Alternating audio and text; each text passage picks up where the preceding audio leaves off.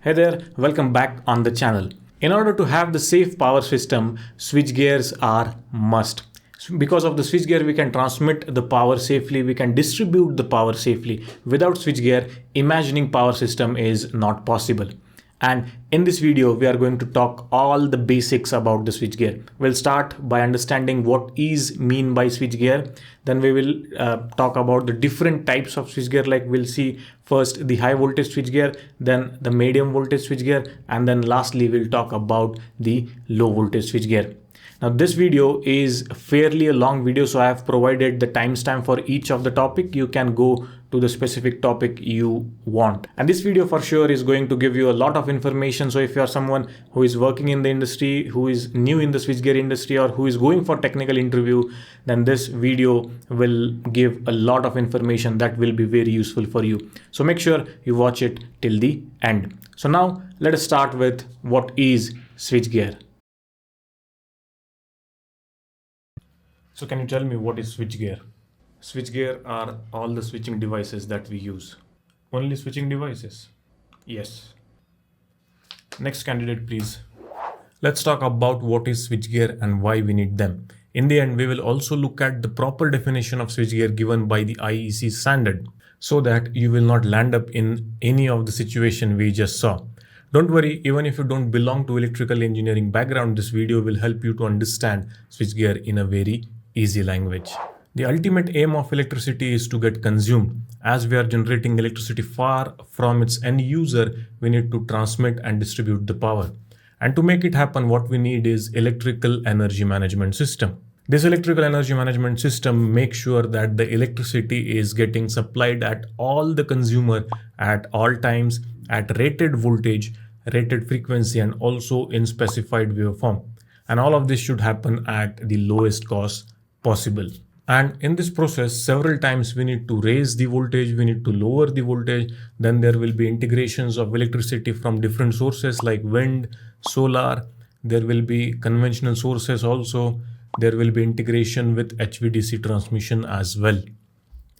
Even when you look at the distribution system, you will notice inputs are coming from multiple substation, supply is going to multiple feeders, then to different distributors and so on. By the way, if you're interested to know about what is feeder, distributor and service main, I have a dedicated video on that. I'll provide link for that down in the description. You can check it out after this video.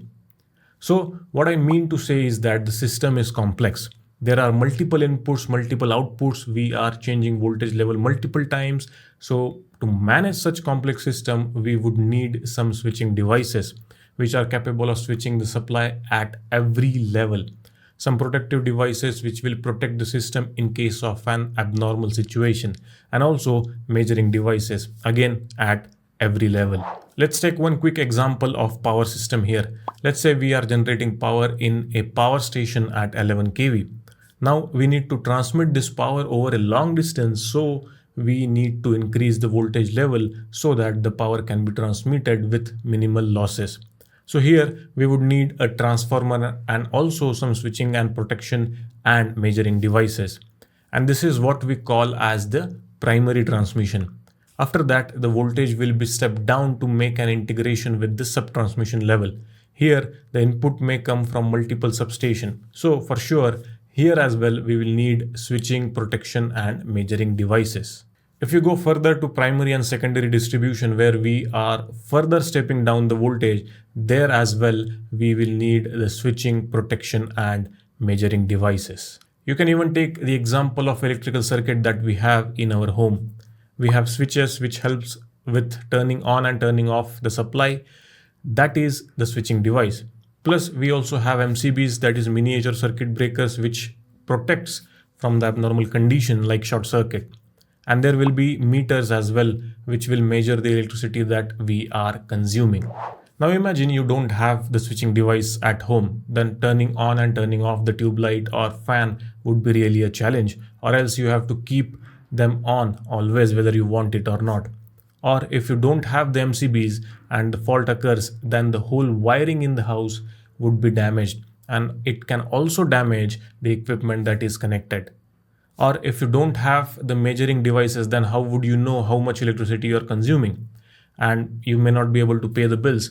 Otherwise, the electricity company would charge any amount because there is no proof of consumption, right?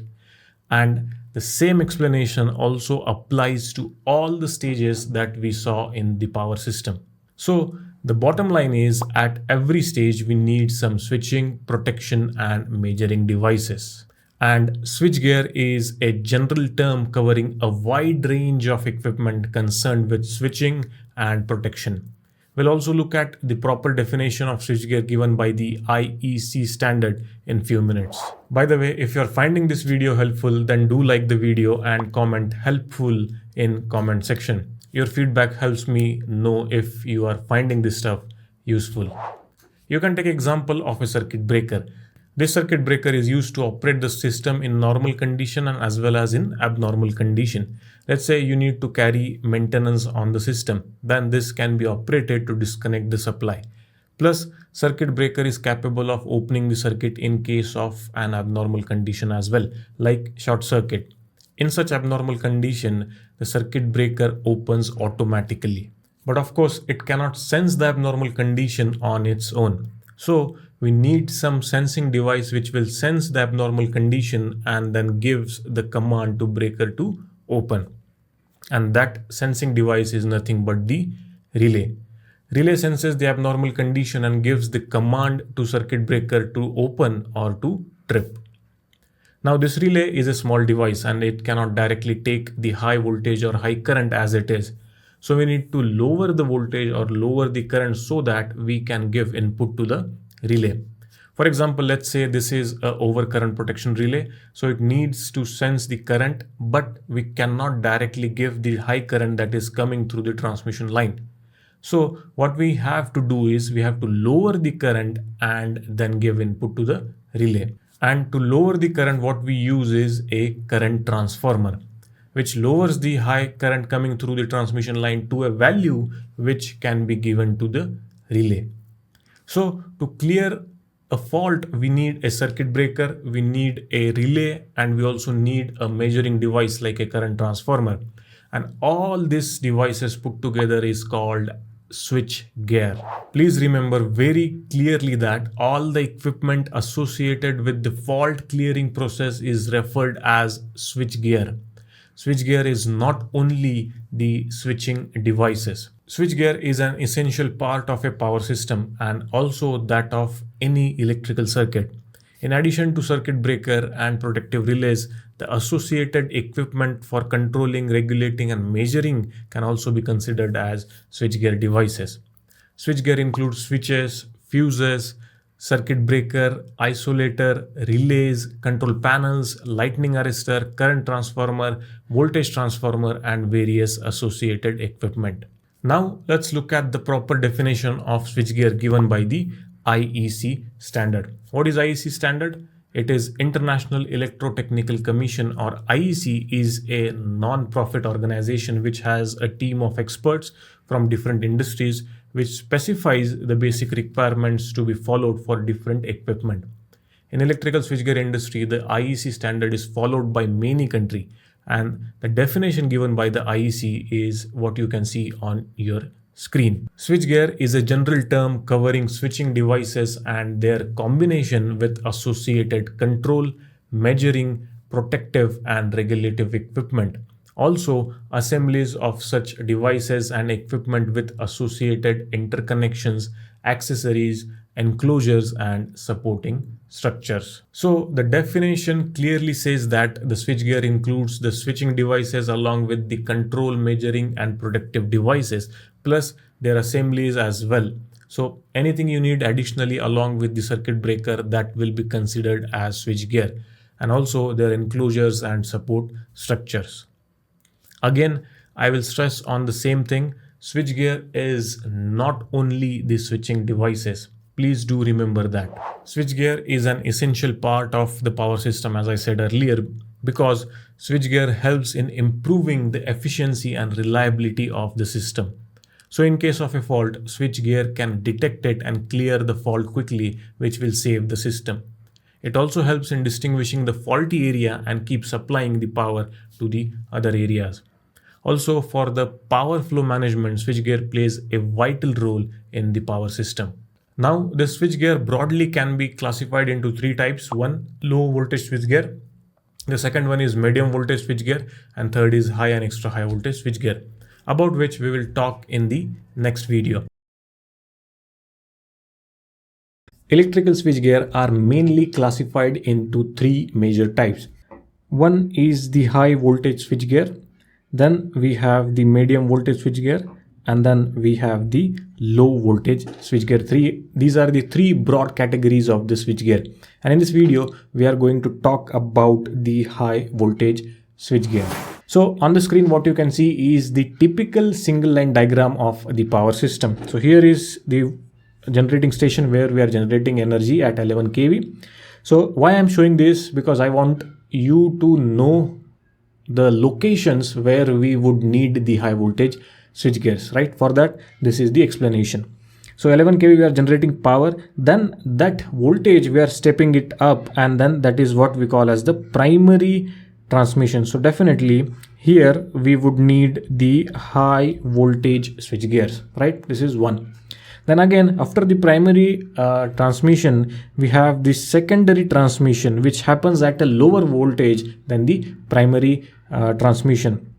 So here as well, we will need the high voltage switchgear. Then next to that, we have the primary distribution, which happens at again a step down voltage. So here what we will need is the medium voltage switchgear, which we'll talk about in the next video. So two locations we saw, one is the primary transmission and another one is the secondary transmission. There we would need the high voltage switchgear, right?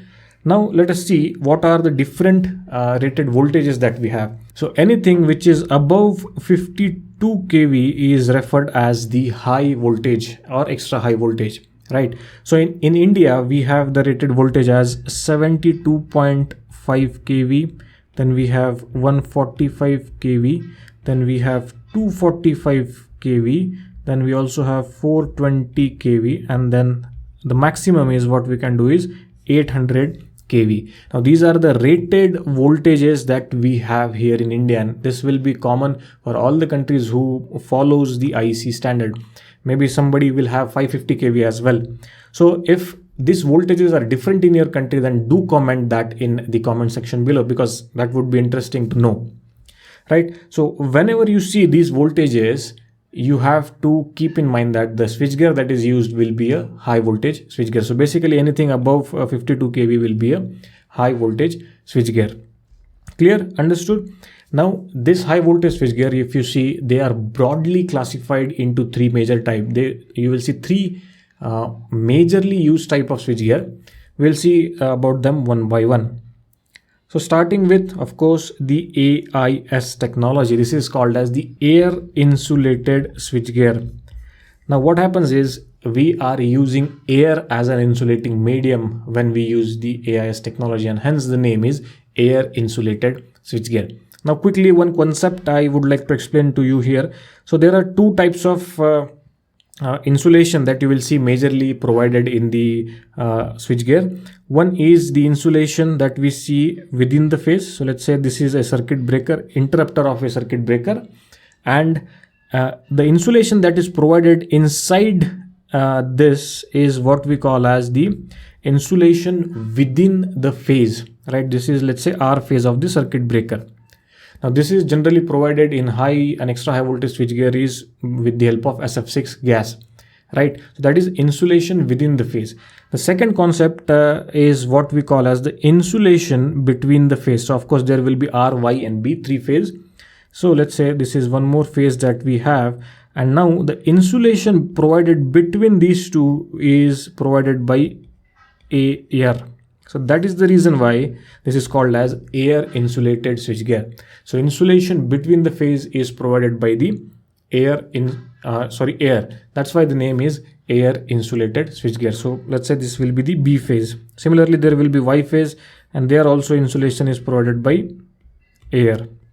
Clear? Understood why it is called as air insulated switchgear? Because we are using air as an insulating medium between the phases. I'll also show you some of the photographs that I have. So basically, these are available right from 72.5 kV up to 800 kV. And this type of switchgear is the most commonly used switchgear you will see. You will see almost 70 to 72% of the substation in the whole world uses this type of technology, right? The current rating that you will see generally goes up to 4000 ampere. This is, I'm talking about the rated current, not the short circuit current. Short circuit current can go up to 63 kiloamperes, right? Now let us look at how it looks like. So what you can see on your screen is the photograph of air insulated switchgear. So this is a circuit breaker.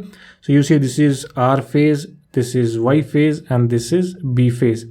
So the insulation provided between these two phases will be provided by the air, and hence the name is air insulated switchgear. Now since the dielectric property of air is not very strong, what you have to do is you have to keep a specific distance between two phases in order to achieve the required dielectric strength, and this distance will increase with increase in the voltage level. So for 245 kV level there will be one specific distance, and for 420 kV that distance will double. For 800 kV again double. So you have to increase that distance. It depends upon the voltage rating, and that is the reason why you will see these type of switchgear are installed outdoor only. Indoor options is not available, and hence it needs also the frequent maintenance. Right now I'll show you some of the photographs. I had a chance to visit a 800 kV substation. There I took some of the photographs. I'll share it with you. So what you can see, this is a circuit breaker. This is a 420 kV circuit breaker. You see this is R phase, Y phase, and B phase, and insulation in between these phases is what is air, right? The air insulated switchgear. Now the insulation technology is changing continuously. Past we also had air blast circuit breaker, we had oil circuit breaker, but now in current scenario the market is majorly dominated by the SF6 gas. But of course there are solutions available which do not need SF6 gas. So in future the SF6 technology will also be not available. Now I've talked about the SF6 free switchgear in one of the free webinars that I have. I'll provide the link for that free webinar down in the description. You can go and learn more about the SF6 switchgear that is coming. Right, so this is a circuit breaker. Then this device, what you can see is a disconnector. It's a double break disconnector. It will open from this end and this end as well. So this is again a air insulated disconnector. This is what is the current transformer or CT. And this, what you can see is a 800 kV circuit breaker. So this is the 800 kV circuit breaker, and this is the disconnector that we have for that.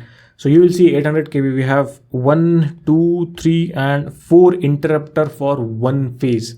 So you see for total 3 phases, we will need 12 interrupters, right? This is the 800 kV circuit breaker. And this is the disconnector that we have. This is called as the knee type disconnector. It opens like a robotic arm, and hence the name is knee type disconnector, right? So that is the air insulated switchgear, most commonly used type switchgear type that you will find in majority of the substations, right? Mostly used outdoor, and this needs large space, but the cost of it is very cheaper when we compare it with the other available technologies, right? Now let us go and talk about the GIS technology.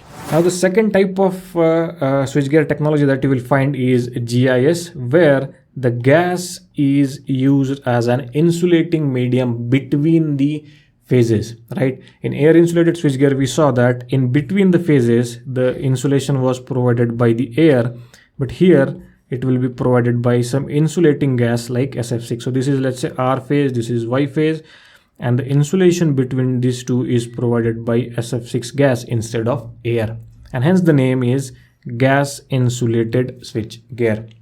Now since majorly the SF6 gas is used, and the properties of SF6 gas is far better when we compare it with the air, especially the dielectric property, and hence what we can do, we can squeeze the two phases together. We can limit the space that we are giving in between the two phases and have a compact type of switchgear, right? And that is what we are using. So I'll also show you the photograph of that. So what you can see on your screen is a gas insulated switchgear. Now, one important thing that you have to keep in mind that in case of AIS, you can procure the different switchgear from different manufacturer. What I mean by that is, let's say you are procuring circuit breaker from one manufacturer, current transformer from another, disconnector from another, voltage transformer another. That is perfectly fine. You can procure it from multiple manufacturer and put it in the substation and connect it together. But in case of GIS, that is not possible. In case of GIS, it is a metal enclosed switchgear which is factory assembled. So what you can see, this is consists of everything. This will have circuit breaker, current transformer, voltage transformer, disconnector, and everything is already present in the image that you can see. And since everything is connected together very closely, the size of this becomes very compact. I have a detailed comparison about the AIS technology and GIS technology. I'll provide a link for that down in the description. You can go and check it out for more interesting differences between the two. Right now, let me quickly show you what are all the things that is included. So this portion, what you can see is basically the bus bar. This vertical portion is circuit breaker. This portion is the current transformer. This is a voltage transformer. This is disconnector with earthing switch, and this is the cable compartment that we have. So you see everything is there. This is the local control cubicle, or LCC is what we call. So everything is there inside the one equipment. It is already factory enclosed, so you just have to take it, put it on the site, install, and then you're done, right? So that is the gas insulated switchgear. Now this is very compact and mostly used where there are space limitations or the land cost is skyrocketing. So for example, if you have to build a substation, let's say in Mumbai, now their land cost is very high. So you can either go with this type of technology where you will save a lot of money that you would be spending in land, right? But for this is majorly indoor. There are some outdoor options available, but mostly this is used indoor. So you will need to have maybe a dedicated building for this. But initial investment is high compared to the AIS technology, very high, I would say, right? So that is the gas insulated switchgear, the second most commonly used type of switchgear in high voltage industry. Now let us talk about the third type of switchgear technology that we have and which is not very commonly used. This is called as the mixed technology switchgear, or it is also called as the hybrid type of switchgear. So as the name suggests, this is basically the combination of the AIS and GIS. So some portions, some equipment will be from AIS, some equipment will be from GIS. Let's see the photograph of that. So here what you can see is equipment is a circuit breaker. This is basically a dead tank circuit breaker. So you can say it's a GIS. Now again, I have a dedicated video which explains the difference between live tank and dead tank. I'll provide a link for that also down in the description. So this is a dead tank circuit breaker, and this equipment right here, you can see this is a disconnector. Now this disconnector is of the AIS technology. So you see this is a mixed kind of technology. So definitely the space required for this will be lesser when we compare it with the AIS. But when we compare it with the GIS, then of course this would need bigger space. So when this is used, this is majorly used when you don't have enough money for GIS and you also don't have enough land for the AIS. So there you can have this option because this would need lesser space compared to the AIS technology. But this is not very commonly used type of technology. Most commonly used is AIS and GIS, right? So that is the major three types of high voltage technologies that we have: air insulated, gas insulated, and the mixed technology. Now, when we go to the distribution part, which is the primary distribution, here we will need the medium voltage switchgear. Now, there are some differences between the high voltage and medium voltage switchgear, which we will be talking in the next video that is coming on the channel. So So first let us understand where do we need the medium voltage switchgear. Here on your screen what you can see is the single line diagram of a typical power system. We have generation here, then there is a primary transmission happening, then there is a sub transmission. Here we would need the HV switchgear which we talked about in the previous video. I'll provide a link for that down in the description. You can go and check it out after this video. And then after this sub-transmission zone, there will be primary distribution happening, which can be at 36 kV, 11 kV, or anything that is above 1 kV. And here we will need the medium voltage switchgear, which we will talk about in this video. So that is the basic single line diagram. Check it out. So medium voltage is anything between 1 kilovolts to 52 kilovolts. So any switchgear that is in between this range, you have to consider it as the medium voltage switchgear. Now in the medium voltage switchgear, the current rating can go up to 4000 ampere, and in some cases it may also go to 5000 ampere, right? Just remember that. Now in the previous video, I talked about the high voltage switchgear. Now high voltage switchgear differs in many ways from the medium voltage switchgear, especially when we talk about the air insulated switchgear. Now in AIS, you can go and procure different materials from different manufacturer, meaning that you can procure circuit breaker from one manufacturer, current transformer from another, disconnector from another, and then install, right? That is possible in high voltage equipment. And also in high voltage equipment, since the voltage rating is very huge, you have to maintain a particular distance between the two equipment. Even a distance between the two phases you have to maintain, and with the increase in voltage that distance increases, right? But when we talk about the medium voltage switchgear, the things are little different here. Medium voltage, first of all the switchgears are factory assembled, meaning that everything will come in like factory assembled. You don't have to do anything, it will come everything in one panel. I'll also show you that here. So what you can see on your screen is a medium voltage panel. Now this is a completely factory assembled panel. So this will have everything. So this will have current transformer, voltage transformer, there will be a bus bar section, there will be circuit breaker, and everything is installed in this particular panel. So definitely you cannot go and procure circuit breaker from one manufacturer, current transformer from another, voltage transformer from another. That is not possible. That option is not available. So everything comes as factory assembled and inside a panel that you can see on your screen. So it is a metal enclosed switchgear, right? Clear, understood? And since the voltage rating compared to high voltage is very, very less, you can accommodate everything in this simple panel. What you can see, you don't have to maintain a very huge distance between the two equipment. And these panels also don't need huge space like high voltage switchgear, and they are mostly installed inside a building in a small room. Now the concept of medium voltage is altogether different. So what happens is, in medium voltage there will be one dedicated panel for each feeder. For example, let's say there is incomer, there will be one dedicated panel. There is outgoing, there will be one dedicated panel for that. Let me quickly show you that here. So let's say this is one panel that is dedicated for the incoming supply. Okay, now this is the front view of the panel, and in this panel there will be everything provided. There will be circuit breaker, there will be disconnector, there will be CT, VT, also protection relay, and also the low voltage compartment will be provided inside this panel. So this dedicated panel is provided for the incomer, right? Similar way, there will be outgoing, so there will be a dedicated panel for outgoing. Plus there will be bus coupler, so we have a dedicated panel for bus coupler. Once the bus coupler is there, there will be bus riser as well, which will raise the bus bar. So that is a bus riser here. And then let's say if there is one more incomer, we have a dedicated panel for that, right?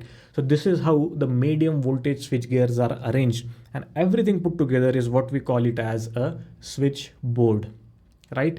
Understood? This is how the medium voltage switch gears are arranged.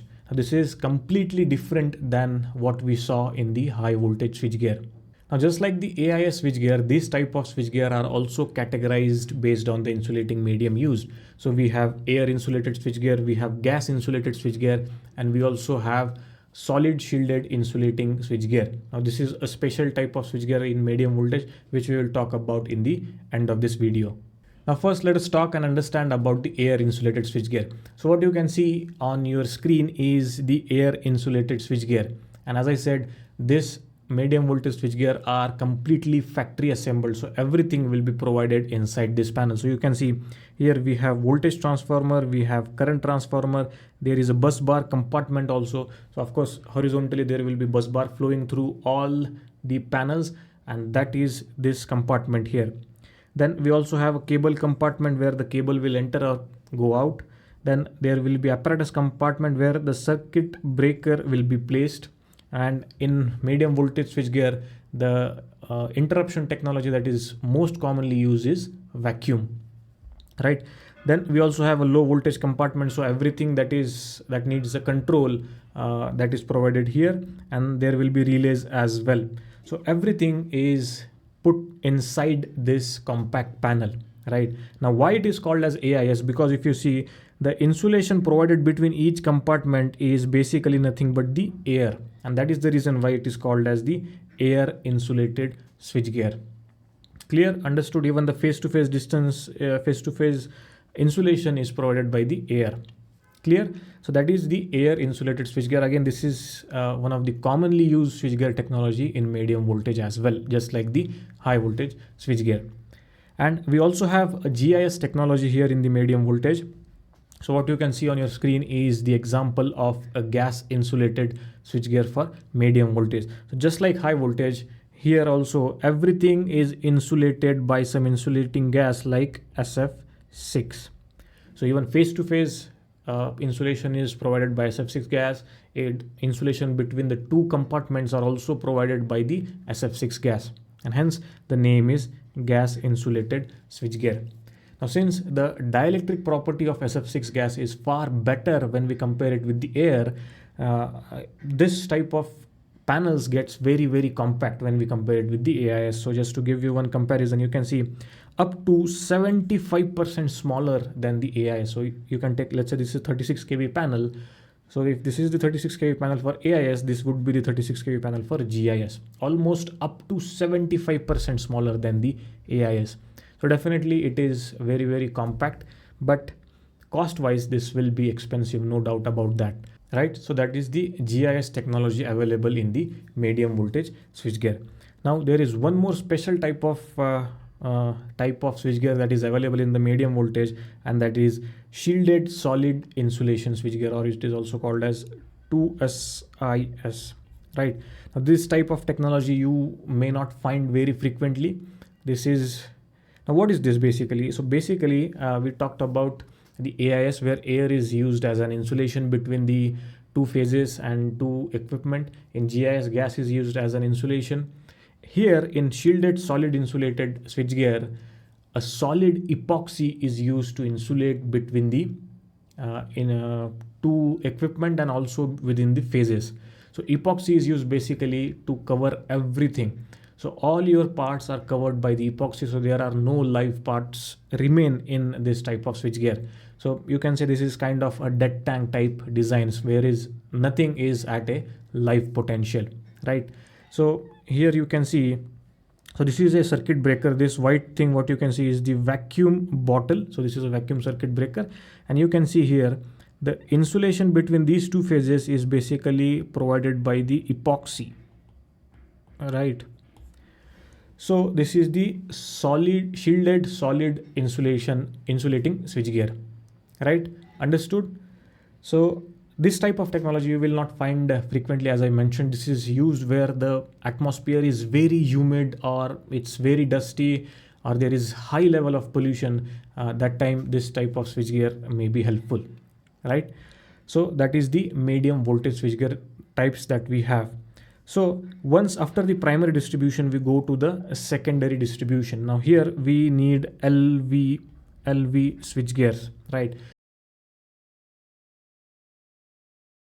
Now before we start understanding the basics of low voltage switchgear, let us first understand where do we need the low voltage switchgear. So on your screen, what you can see is a single line diagram of a power system. So here we have the generation, here we have the primary transmission and the secondary transmission. This is where we need the HV switch gears, right? Then moving on, we have primary distribution, wherein we need the medium voltage switchgear. Now we have already talked about the high voltage and medium voltage switchgear in the previous video. I'll provide link for those videos down in the description. You can go and check it out after this video. Now after the primary distribution, there is the secondary distribution, wherein we need the LV switchgears, right? And anything that is lower than 1000 volts is basically categorized as a low voltage switchgear. And in this video, we are going to talk about these low voltage switchgear. Please note, of course, the switches that we use in our house, or the MCBs and the breakers, fuses, those are also the type of low voltage switchgear, but we are not going to talk about that. What we are going to mainly focus on in this video is the low voltage switchgear panels, like what you can see on your screen, right? So let us start with that. So imagine I have a residential area. There are a couple of buildings there, building 1, building 2 and 3, like that. Now to power that buildings, I've received power from the utility, which is at 415 volts AC, right? Now can I give this power directly to my building and start feeding the load that I have? No, of course not. I need some means which can control my power, which can switch it on, switch it off, and also it will provide me the protection in case of fault. Plus I also need to measure my current, measure the voltage that is incoming.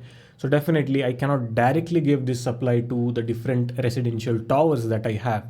So what I have done instead of that, I have connected this supply to a low voltage switchgear panel, what you can see on your screen. Now this low voltage switchgear panel will have all the necessary things that I need. It will have the main circuit breaker, which will help me in switching on and switching off the supply in normal as well as abnormal condition. Plus it will have a current transformer, which will measure current, voltage transformer, which will measure voltage. Plus there will be some control circuitry, relays and all. So everything is there. So this panel is necessary to supply the load to my buildings, right? So this is what I can call is as the main distribution board, right? This is one of the metal enclosed switchgear. Basically it will have all the things that is required. So here let me give you one example. So what you can see is the example of a low voltage switchgear panel. At the bottom you can see a circuit breaker. Now the difference between the medium voltage and the low voltage switchgear is that the circuit breaker used here is air circuit breaker, or ACB. Medium voltage, most commonly you will find a vacuum circuit breaker, and in some cases SF6 circuit breaker as well. But here in low voltage system, majority of the breakers are air circuit breakers, right? Then here you can see some of the control circuitries. It will have some relays, it will have some meters, MCBs and all. And at the back side in the brown color, what you can see is the bus bar. Now bus bar is really important in the low voltage switchgear. There are multiple options available. So there can be a horizontal bus bar, a vertical bus bar. This depends upon the site requirement. So this is just an example of how the panel look like, right? And this low voltage switchboards are generally anything that is less than 1000 volt is categorized as low voltage. Plus the normal current is up to 7000 ampere, which is huge when we compare it with the medium and high voltage equipments, in which the current rating generally lies between 4000 ampere or in some cases up to 5000 amperes, not more than that. But here it is up to 7000 ampere. And if you look at the short time with current, it can go up to 150 kilo ampere, which is again huge. Now when you compare it with the high and extra high voltage, where the STC is only limited to 63 kilo amperes mostly, right? So that is the major difference that you will notice between medium voltage panels and the low voltage panel. But there are breakers which are capable of handling 150 kilo ampere, 120 kilo ampere, 83 kilo ampere and abnormal currents like that. Plus all these panels are metal enclosed switchgear. So what we have seen in the medium voltage, it is similar to that metal enclosed switchgear. And the IEC base, which gives the general guidelines for low voltage switchgear, is IEC 61439-1. And these panels are mostly indoor panels. And also one more thing to note here, that in medium voltage we talked about different technologies, like there was air insulated switchgear, there was gas insulated switchgear, and also there was solid insulated switchgear. But here in the low voltage you will not find such bifurcations. mostly all the switch gears are air insulated only, because the voltage rating is very low. You don't need to have dedicated insulating materials like what we have seen in the GIS technology and the solid insulated technology in the medium voltage, right? But the only portion that is vital here in the low voltage switchgear is the bus bar. So as you can see, the current rating can go up to 7000 ampere normal current. That is the current which will flow in the system normally.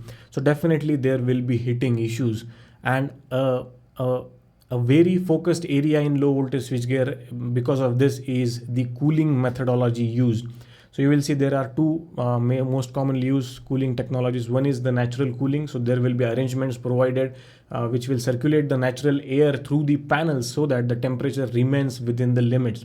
Or if that is not possible, then the arrangement is made for artificial cooling. That is with the help of fans.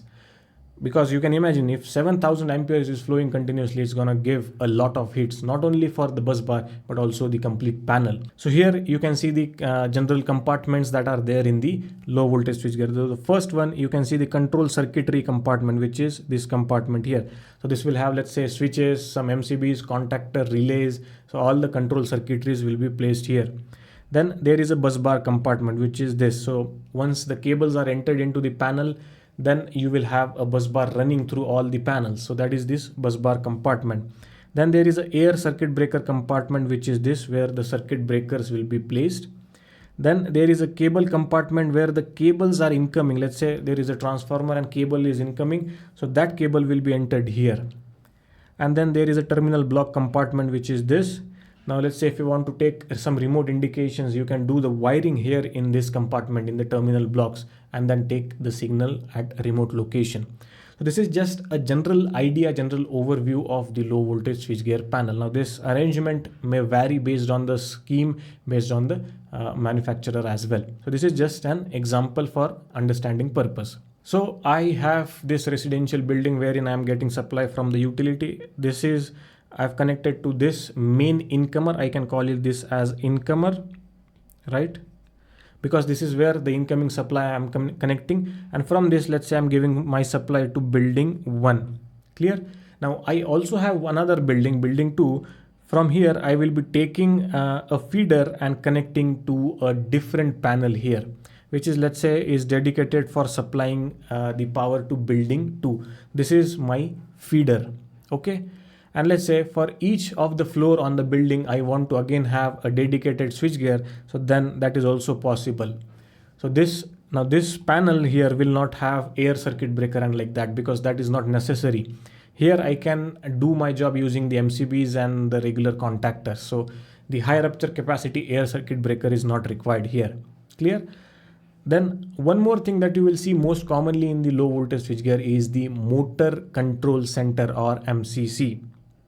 So here is one example of that. Now let's say in my building there will be some motors which are doing some necessary things. For that I would need a dedicated control, and that is also sometimes clubbed with the low voltage switchgear. Now this will not be categorized exactly as a switchgear. You can say this as a control gear. So what this will have first the motor starter. Of course, the motor need a starter. So let's say a DOL starter will be placed here. Then there will be some MCBs that are necessary to control the short circuit currents. There will be contactors, some indication system and all. All these things will be placed inside this panel. This is what we call as the MCC, or motor control centers. Right? These are there. This will be responsible for controlling the motors that we have in the building. So this image will give you a clear picture of the low voltage switchgear. I really like this image here. So this is the incoming supply from the utility which you have connected to this switchboard. Now this switchboard you can call it as an incomer, because this is where the incoming is getting connected, right? From here incoming, in this incomer there will be air circuit breakers, main circuit breaker that we have, plus there will be control circuitry, relays, CT, VT and all the things that we talked about. Then just right to this, you can see this is our feeder. So this is we are using to feed to different loads. So you can see one is going by this feeder busway, and this is going to this panel board. Let's say this is my building B2 panel. and from here I'm connecting it to the transformer, which is stepping it down to 120 volt AC, and then this is entering into the different flats that I have in the buildings, right? Or you can also see this feeder is also supplying power to this motor control center MCC. So all the different motors that I have are getting controlled from this particular panel. So this image will give you a clear idea about the low voltage switchgear. And also for more better clarity, you can also have look at this single line diagram. So here we have two transformer. This is transformer 1, this is transformer 2, and they are giving supply here. So this I can call it as incomer 1, this is my incomer 2. So two incomers I have. From here I can connect these two incomers using this bus coupler. So this is my circuit breaker and this is the bus coupler that I have. Let's say if this transformer fails, then I can close this circuit breaker and then continue feeding this load using this particular transformer 1. Clear? So that is the function of bus coupler. And here I have feeders. So this is my feeder 1, let's say, and this is my feeder 2. So from here the supply may go to, let's say, building 2 or building 3, like that. And also here I have control gears where the different motors, let's say, I'm controlling with the help of this control gears. And also additionally a inverter panel board is there. So let's say if I have to manage the emergency power supply, that can be done using this inverter panel boards, right? Clear? Now I think this image will give you a better clarity on the low voltage switchgear. So this is how the panels looks like. It will have incomer, feeders, bus couplers, plus if motor control is there, it will have that as well. So this is basically a system that you can see. So everything that is marked with yellow line indicates the low voltage switchgear here. So let's say this is my main room wherein all the low voltage main panels are there, incoming feeders and all. And here from here I am giving supply to all the buildings that I have. So this is basically an industry picture. So here is supply, here is one, here is one. Then also there are some panel boards, maybe motor controls giving supply to different motors. So this is how the low voltage switchgear are placed. So I hope this video has given you a basic idea, introduction about what is low voltage switchgear and why we need them. If the video helped you, then do comment helpful in the comment section below. In that way, I'll understand this type of content is helping you. And definitely do and check it out, a custom playlist on switchgear that I have created just for you if you're interested learning more on the switchgear. Link for which is provided down in the description. So thank you so much for watching, guys. I'll see you in my next video. But till then, keep watching, keep learning.